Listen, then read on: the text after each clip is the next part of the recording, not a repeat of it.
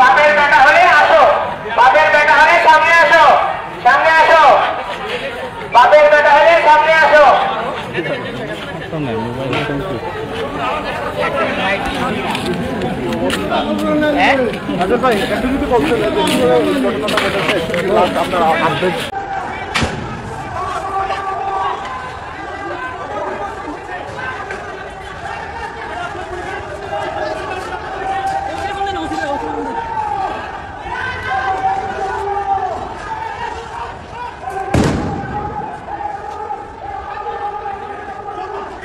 কি করলো বা তাদের সাথে পুলিশের তর্কাতর্কি বাজলো বা লাঠিচার্জ হলো, এই মুহূর্তে কিন্তু তেমন কোনো অ্যাকশন তাদের দেখছি না। তারা রয়েছে এখানে, অবস্থান নিয়েছে, তাদের সাথে আর্ম পুলিশ ব্যাটালিয়ান রয়েছে, পিছনে বিজিবি রয়েছে এবং এর আগে বললাম যে আমরা সেনাবাহিনীর সদস্যদেরকেও দেখেছি। পুলিশ তাদেরকে সরিয়ে দেওয়ার চেষ্টা করছে, সাধারণ মানুষজন যারা রয়েছেন তাদেরকে, শিক্ষার্থী ছাড়া সাধারণ মানুষজন যারা রয়েছে তাদেরকে সরিয়ে দিতে বলছে এবং এই যে আবারও পুলিশ তাদেরকে সরিয়ে দিচ্ছে।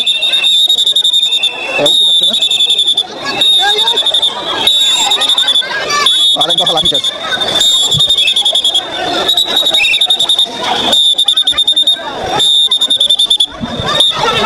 আরো এক দফা লাঠিচার্জ।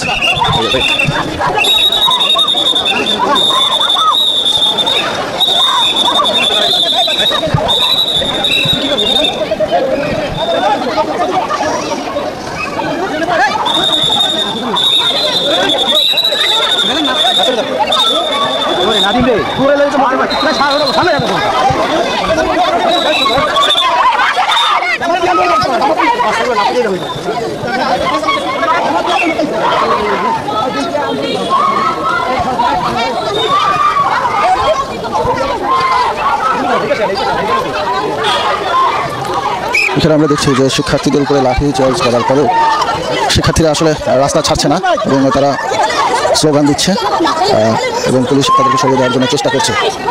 এর আগে যখন আমরা দেখেছি যে পুলিশ যখন লাঠিচার্জ করেছে তখন বেশ কয়েকজন সাংবাদিকও আহত হয়েছে। এ সময় সাংবাদিকদের সাথে তাদের তর্কাতর্কিও বাধে। পরিস্থিতি এখন আসলে এখান থেকে সরিয়ে দেওয়ার চেষ্টা করা হচ্ছে, কিন্তু তারা সরছে না।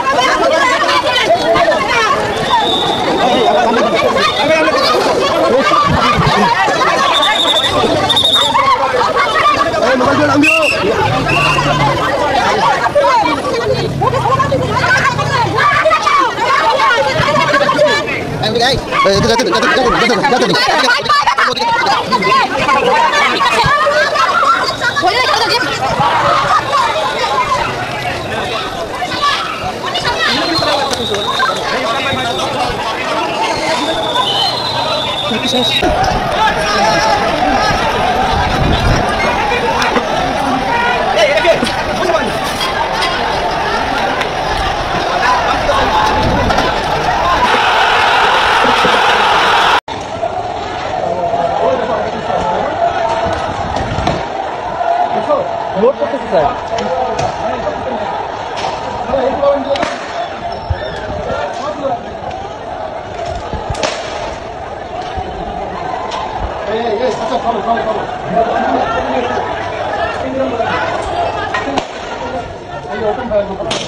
এটা কেমন?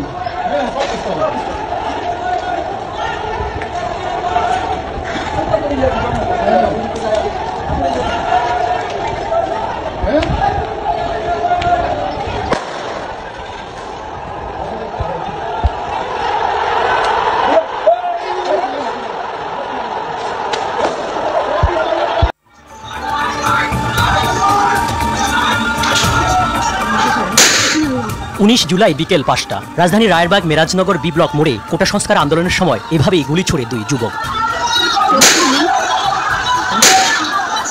আরটিভির হাতে আসা ফুটেজে দেখা যায় এই দৃশ্য। গুলি করার নির্দেশনা দেন কয়েকজন হেলমেটধারী, অনেকের হাতে ছিল দেশীয় অস্ত্র। এই সংঘর্ষের সময় আসরের নামাজ আদায় করতে মসজিদে যাওয়া যেন কাল হয়ে দাঁড়ায় মাসুদ মিয়ার। মাথায় গুলি লাগার পরও ক্ষান্ত হয়নি দুর্বৃত্তরা, কুপিয়ে মৃত্যু নিশ্চিত করে মাসুদ মিয়ার। এমন অভিযোগ বাবা হারানো ছোট্ট শিশু ও স্ত্রী।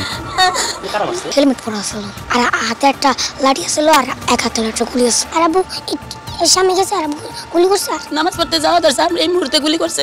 গুলি করার পর আমার পাশের ছেলে, এই বাড়ির বাড়িওয়ালার ছেলে আনতে গেছে, ওনাদের চাপাটি নিয়ে দৌড়ায় ওদেরকে কেসি গেটের ভিতরে দৌড়ায় ঢুকাই দিয়া যাওয়ার টাইমে আবার মাথার ভিতরে কোপ মারছে। একই সময় পাশের 11 তলা ভবনের 8 তলায় গুলিবিদ্ধ হয়ে মেঝেতে লুটিয়ে পড়ে 4 বছরের শিশু আব্দুল আহাদ। বাসার দারোয়ানের মুখে উঠে আসে সেই ভয়াবহ ঘটনার বর্ণনা। এই 8 তলার বাচ্চাটা মারা গেছে আর এখানে মনে করেন ডাইরেক্ট গুলিটা পড়ছে, অনেকগুলা গুলি করছে, যেতে ঠাস ঠুস কোনো 1 সেকেন্ডের জন্য বন্ধ নাই। স্থানীয়রা জানান সংঘর্ষের সময় ঘটনাস্থলে ছিল না পুলিশ। দুটি মামলার তদন্তকারী কর্মকর্তার মুখেও ছিল একই সুর। জীবনে দেখছেন কোনো পুলিশ 8 তলায় গুলি করে? হেলমেট পরা কিছু লোক আর সিভিলে কিছু লোক গুলি করার পরও নিশ্চিত করছে মৃত্যুটা হয়েছে। অস্ত্র দিয়ে এলোপাতাড়ি গুলি করা ব্যক্তিদের দলীয় পরিচয় রয়েছে বলে জানান স্থানীয়রা। যারা হেলমেট পরা এদের তো চেহারাই দেখা যায় না। এমনিতে হাতে বুলেট ছিল, বন্দুক ছিল, কেউ 2টা, কেউ 1টা, কেউ হাতে রান দাও। 3 জনের হাতে পিস্তল ছিল, এভাবে হারা ফাঁকা গুলি করতেছে। যুবলীগের লোক সাথে, ছাত্রলীগের লোক সাথে, এখানে কিন্তু সব সিভিলিয়ান, এখানে পুলিশ আসেনি। পুলিশ কিন্তু ঘটনারও 3 দিন পরও আসেনি। চিনতে পারছেন না, আমরা চিনতে পারলে আমরা কিছু বলতে পারবো না। ঘটনাস্থলে দোকানে ছিল সিসি ক্যামেরা। দেখতে চাইলে দোকানি জানান হার্ড ডিস্ক নিয়ে গেছে পুলিশ। ক্যামেরা পুলিশ নিয়ে গেছে ডিবিআর। আমাদের হাতে আসা মোবাইল ফুটেজ ও স্থানীয়দের ভাষ্যমতে হেলমেটধারীরা এই মোড় থেকেই গুলি করে, যার বুলেট এখনো বয়ে আছে এই দেয়ালে। গুলির ফলে 4 বছরের শিশুসহ 2 জন ব্যক্তি নিহত হয়। স্থানীয়দের দাবি আশপাশের সকল সিসিটিভি ফুটেজ পর্যালোচনা করে খুনিদের শনাক্ত করা।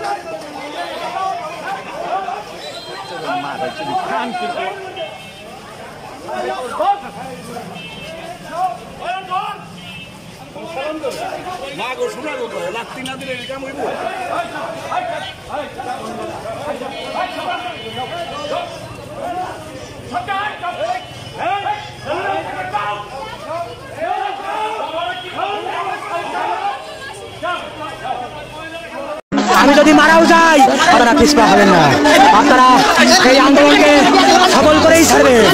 আমি আবারও বলতে চাই, আমি টিয়ার সেল কেউ খেতে হয়নি।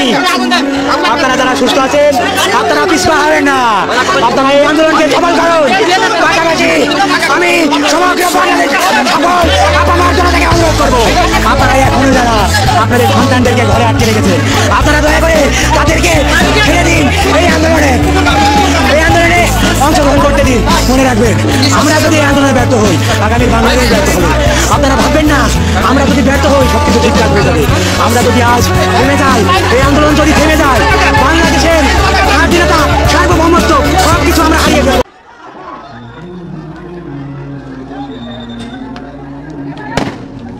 গুলি খাইছে একটা।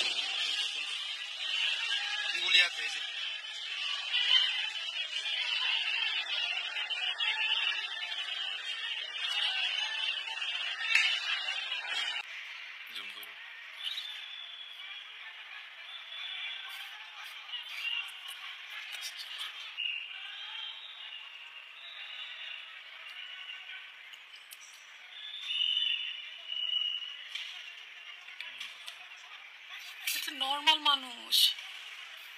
ইস,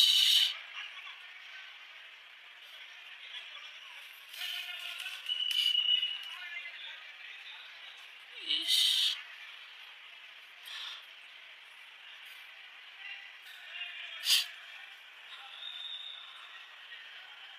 shit.